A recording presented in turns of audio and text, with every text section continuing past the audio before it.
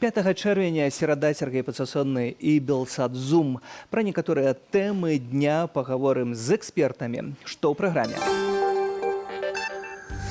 Дакумент МУС па міграцыйнай палітыцы трапіў да нас, а ў ім скандальныя планы дзяржавы пра перашкоды ў выездзе з краіны ды прыцягванні мігрантаў.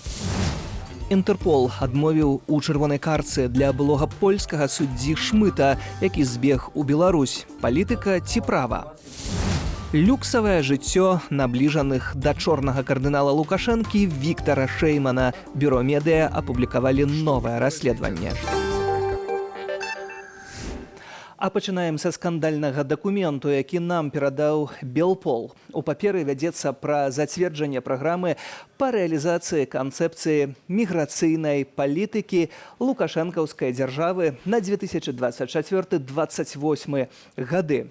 З'ехаўшых не вяртаць, жадаючых выехаць не выпускаць, прыцягваць у краіну мігрантаў. Стаіць і подпіс міністра Кубракова. У дакуменце паведамляецца, што праграму распрацавалі з мэтаю забеспячэння нацыянальных інтарэсаў у сферы дзяржаўнага кіравання міграцыяй. Для яе выканання прадугледжваецца развязанне шэрагу заданняў, сярод якіх стварэння умоваў для ўзмацнення прыросту ў краіне высокакваліфікаванай замежнай працоўнай сілы. Таксама увага будзе ўдзяляцца прыняццю захадаў, скіраваных на зніжэнне адтоку кадраў з Беларусі. Адвакат Алесь Михалевич на відэасувязі. Вітаю, спадар Алесь. Добрый день.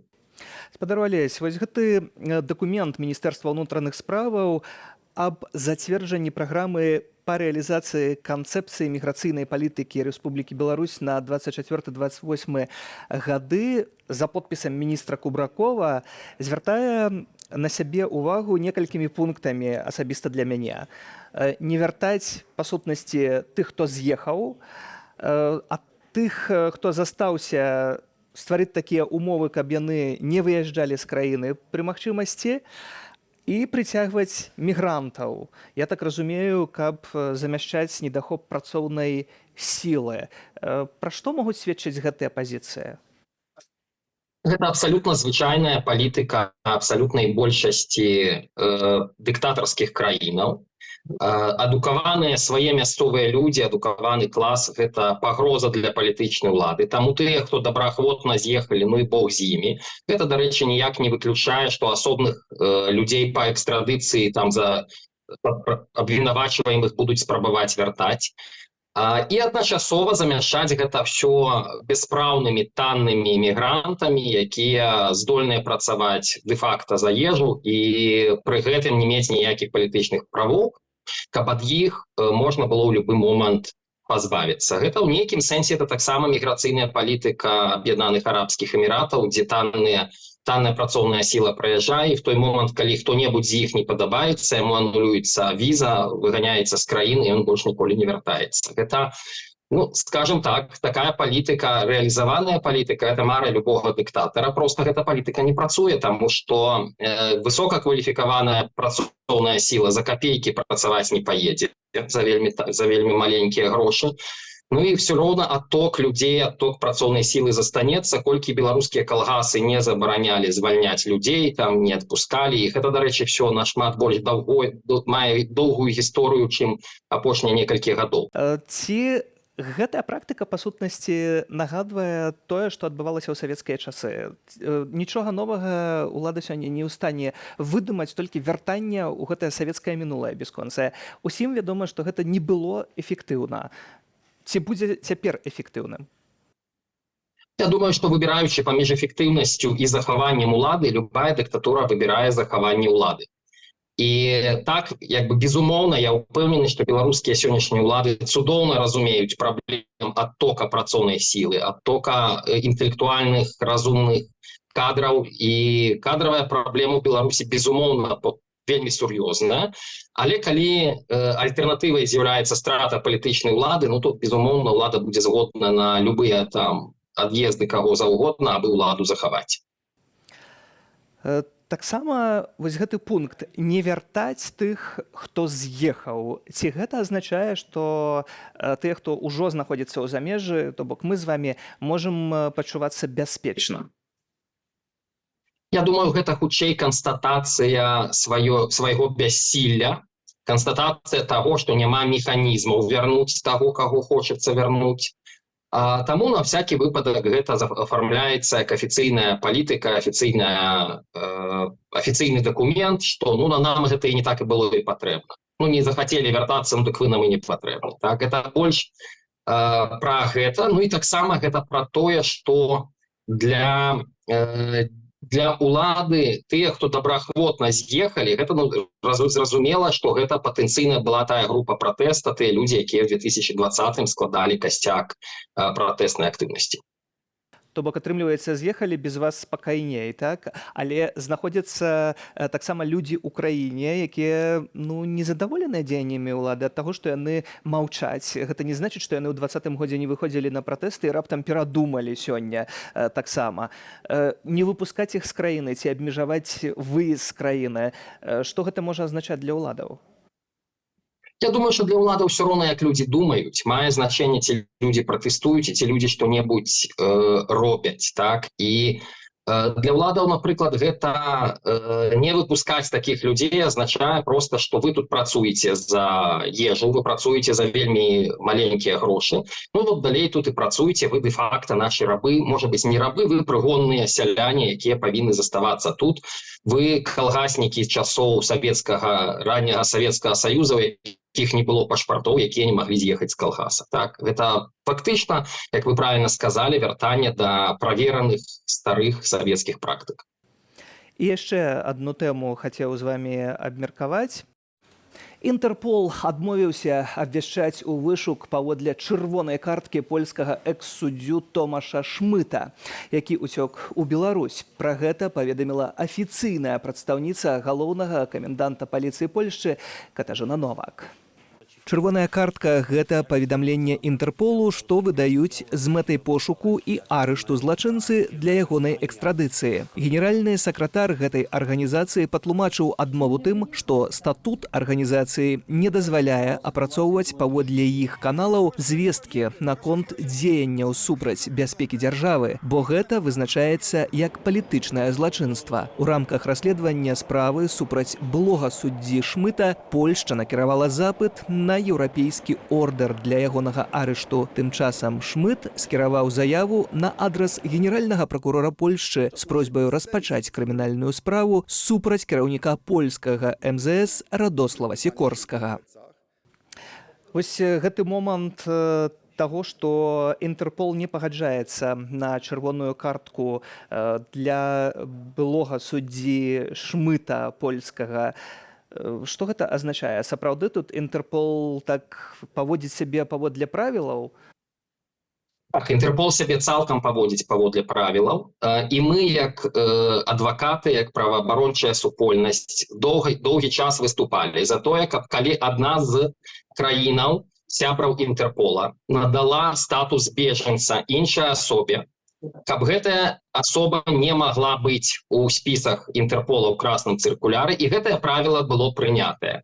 Паколькі Рэспубліка Беларусь на сённяшні дзень з'яўляецца паўнавартасным сябрам Інтэрпола, можа быць не паўнавартасным, але поўнасцю з'яўляецца афіцыйным сябрам арганізацыі, паколькі Рэспубліка Беларусь падпісала канвенцыю Арганізацыі Аб'яднаных Нацый па бежанцах, то статус нададзены ў Беларусі аўтаматычна азначае, што яго немагчыма з Беларусі выдаць, у яго Беларусі абарона. Так? Мы можам 1000 разоў не пагаджацца і разумець, што гэта палітычна матываванае рашэнне, мы можам цалкам разумець, што ў Беларусі дыктатура, але Інтэрпол – гэта арганізацыя, якая ўсё ж такі грае па правілах, якія прапісаны. Калі такія правілы прапісаныя, то такое рашэнне. Таму на вялікі жаль гэта рашэнне цалкам адпавядае палажэнням і дакументам Інтэрпола, цалкам адпавядае працы камісіі кантроля файлаў Інтэрпола. І я тут не згаджаўся адносна самой сутнасці гэтага рашэння, само па сабе рашэнне цалкам легальна. Але з іншага боку, калі ўлады рэжым у Мянску, напрыклад, выкарыстоўваюць Інтэрпол для ўласных мэтаў, прыкрываючыся, што гэта крымінальны вышук, то як у такой сітуацыі выйсці гэтым людзям, которые падпадаюць пад такі пераслед? Але фактично тое самае. Любая асоба, яка атрымала статус бежанца ў іншай краіне, у тым ліку ў Польшчы, будзе выключена з Інтэрпола па першаму нашаму звароту ці па першаму звароту самога гэтага чалавека. Таму як бы ёсць працэдуры, ёсць правілы, і калі мы хочам іх змяняць, трэба размаўляць пра сяброўства Беларусі в Арганізацыі Аб'яднаных Нацый. Трэба, безумоўна, перафарматоўваць міжнародна-прававую сістэму, каб Расія не была пастаянным членам Савета бяспекі Арганізацыі Аб'яднаных Нацый і не магла настолькі ўплываць на міжнароднае права і міжнароднае палажэнне. Так?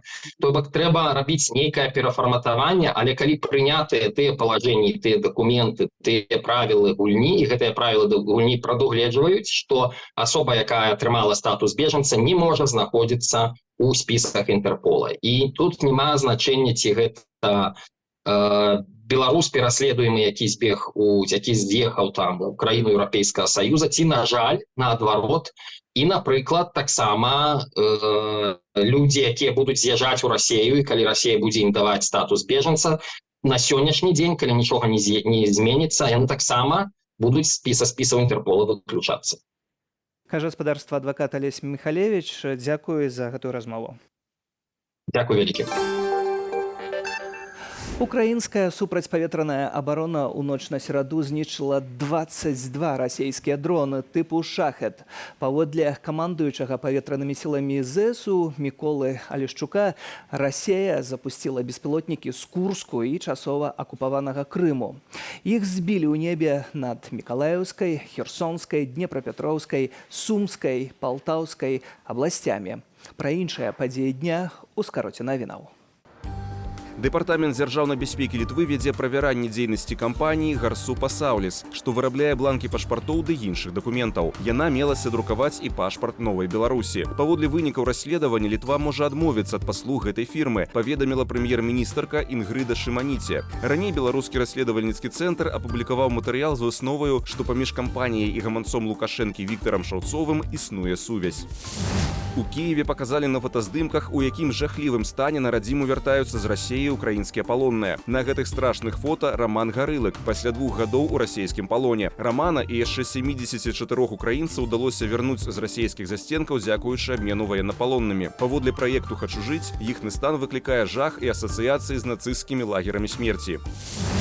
Начальнік генеральнага штабу Малдовы Ігор Горган перадаваў сакрэтную інфармацыю сваім куратарам з расійскага галоўнага ўправлення выведкі. Інтэрнэт-выданне «The Insider», што спецыялізуецца на журналісцкіх расследаваннях, атрымала доступ да ягонага ліставання з палкоўнікам Алексеем Макаравым. Горган рэгулярна дакладваў пра ўнутраныя палітычныя абставіны ў краіне, перадаваў звесткі пра візіты прадстаўнікоў Мінабароны ўкраіны, якія закуплялі вайсковую тэхніку і снарады для сваіх збройных сілаў. Горган працаваў у генштабе Малдовы да канца 2021 года, пакуль новая прэзідэнтка Майя Санду не адправіла яго ў адстаўку.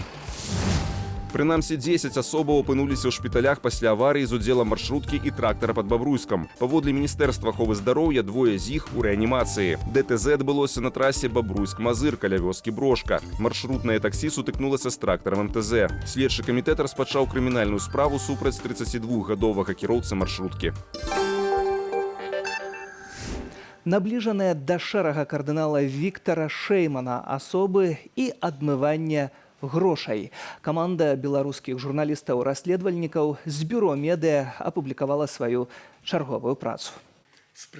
Генерал-палкоўнік Шэйман адбудаваў цэлую бізнес-імперыю, заснаваную на кантрабандзе і шэрых схемах, але асабіста памочнік і даўні паплечнік Лукашэнкі нічым не валодае. У медыях неаднойчы ўсплывалі розныя прозвішчы, так ці інакш звязаныя з Шэйманам. У сваім новым расследаванні бюро медыа падрабязна распавяло пра сям'ю Сергея і Тацяны Аношкаў. Яны працуюць у абойме Шэймана з 2010-х гадоў і актыўна ўдзельнічаюць у так званых сямейных схемах Лукашэнкі. Адпаведна, могуць дазволіць сабе сапраўднае раскошнае жыццё. І, уласна, Ксенія Вязнікоўцава з бюро медыа ўжо на відэасувязі. Вітаю. Добрый день. І што з'яўляецца галоўным адкрыццём для вас у вашым расследаванні? Што з'яўляецца той чырвонай кропкай, на якую мы, як чытачы, павінны звярнуць увагу? Ну, наверное, это расследование, оно в своем роде уникально тем, что все мы фоново понимаем, да, что семья Лукашенко, там, Виктора Шеймана и других белорусских бизнесменов и олигархов это богатые люди. У них есть бизнесы, монополии, некоторым выделяют даже целые сектора экономики, и все привыкли как-то понимать, что у них есть большие деньги, да, но одно дело просто как-то размышлять на эту тему, и совершенно другое сидеть в первом ряду и наблюдать, на что разбазариваются наши народные деньги. А на А што яны разбазаривают, разбазарваюцца? а разбазариваются они на золотые побрякушки, на вещи брендовые, какие-то безобразные от кутюр, на машины, на лакшери-отдыхи в Дубаях, на Мальдивах.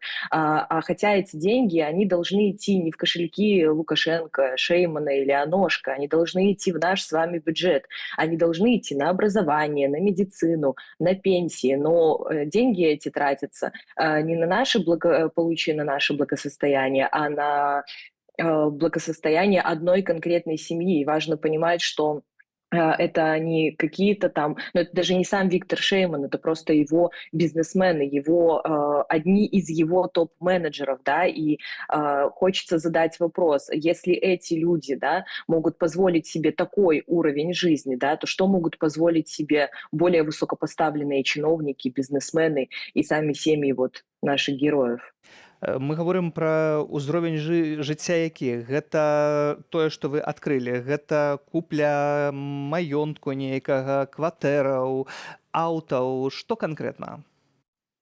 Ну, конкретно в нашем расследовании мы, изучая социальные сети нашей героини Татьяны Аношко, обнаружили, что преимущественно эта семья инвестирует средства, которые получены были вследствие бизнеса, да, там, построенного на контрабанде, на серых схемах. Они тратятся на бриллианты, они тратятся на одежду брендовую, на сумки, на машины, на отдыхи. То есть это даже не вклад какой-то не в землю или не в недвижимость, да, а просто на, простите выражение, барахло, но очень дорогое. Усё гэта асобы, якія набліжаныя да Шеймана, ну а хто такі Шейман? Мы ведаем, што это асоба набліжаная беспасярэдня шэры кардынал Александра Лукашэнкі, который займаецца таксама вельмі ягонымі справамі і з'яўляецца вельмі даверанай асобай для рэжыму.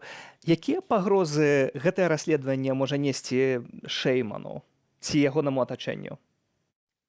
Я не уверена, что Виктор Шейман или его окружение вообще может расценивать наши расследования и то, что о них пишут в СМИ, как какие-то угрозы. Возможно, они относятся к этому легко, и никакой угрозы им это не предоставляет. Да? Но если размышлять глобально, то, конечно, такой бизнес, он поэтому и называется серый. Фигуранты наших расследований очень бы хотели, конечно, остаться в тени, проворачивать свои делишки, и чтобы публичность об этом не узнавала. А мы узнали и, наконец-то, можем показать белорусскому народу, куда тратятся наши деньги и наши с вами налоги. И поэтому, конечно, я думаю, что это нашим фигурантам может доставить какой-то определенный дискомфорт с точки зрения того, что это все вылилось в публичное поле. С другой стороны, Татьяна, то есть мы эти фотографии, да, мы их нашли там не где-то в закромах у нее на компьютере или не на взломанной почте. Это все она выставила у себя на странице в социальных сетях, на открытой странице при этом. Наверное, понимая, какие последствия это может повлечь. А может, и не понимала, но вот просто люди, они так хотели похвастаться, они так хотели всем показать, вот как классно мы живем, что по итогу вот теперь есть такое расследование, и наконец-то все смогут узнать, как именно они живут. Можа, справа проста ў тым, што яны сядзяць, пасміхаюцца і кажуць: рабіце свае расследаванні, а мы жывем і так цудоўна, набываем люксавыя рэчы, падарожнічаем там, дзе хочам. А беларусы чытаюць, злуюцца, але мы ўсё адно робім тое, што хочам. А наша задача, как журналистов-расследователей, не там мы же не суд, не прокуратура, мы не можем возбудить уголовные дела или спровоцировать белорусские госорганы, чтобы они их завели, да, на тех же Аношек. Единственное, что мы можем, это здесь и сейчас документировать факты преступлений и надеяться, уповать на то, что впоследствии в Новой Беларуси люди смогут ответить за свои злодеяния и возместить, компенсировать белорусской нации ущерб, который был нанесен. Па сутнасці, тое, што вы заўважаеце, то няма нейкага хавання гэтага ўсяго. Дастаткова вельмі уважліва прааналізаваць сацыяльныя сеткі, і можна знайсці ўсе гэтыя факты. Получается, что абсолютно так, да. Ну, есть же разные люди, да, разные фигуранты наших расследований. Кто-то, кто уже сталкивался с такими прецедентами, кто оказался немножко умнее, они могли вообще удалить там свои социальные сети, либо их закрыть. Тогда приходится, конечно, нам работать другими методиками. А кто-то вот, как Татьяна Аношка, пока с таким не сталкивался, да, возможно, сейчас она будет немного фильтровать контент, который она выкладывает на всеобщее обозрение, но это уже глобально, конечно, ей не поможет, потому что в целом теперь все понятно. А што найбольш здзівіла, калі вы рабілі гэтае расследаванне?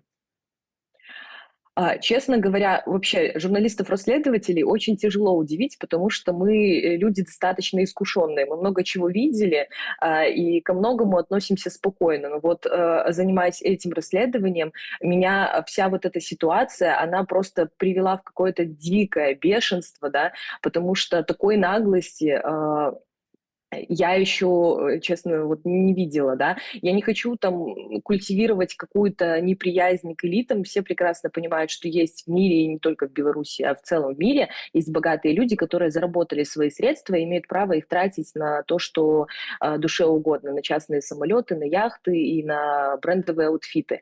Но здесь мы понимаем, что эти люди, в частности, семья Аношка, они не заслужили этих денег.